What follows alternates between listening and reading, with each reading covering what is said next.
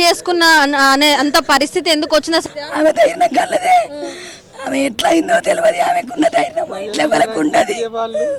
పోలీసులే భక్షకులే చేసినాక రేపు ఇంకా ఎంతో మంది ఆడపిల్లలను చదివించేటోళ్ళు ఉన్నారు, జాబ్లో పంపించేటోళ్ళు ఉన్నారు.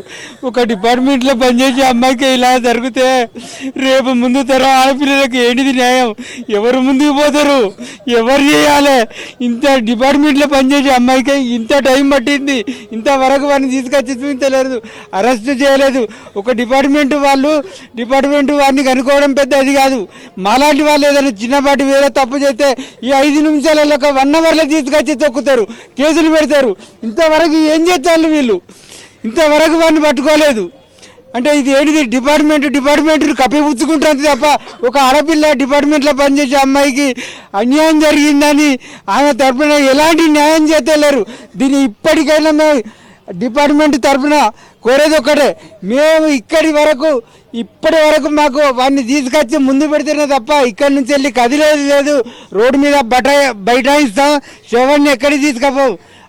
వాడిని తీసుకొచ్చి మా కళ్ళ ముందర అరెస్ట్ చేసినామని చూపించినాక మాత్రమే మేము శవాన్ని దానం చేసుకుంటాం తప్ప అంతవరకు మాత్రం మేము తీసుకపోం.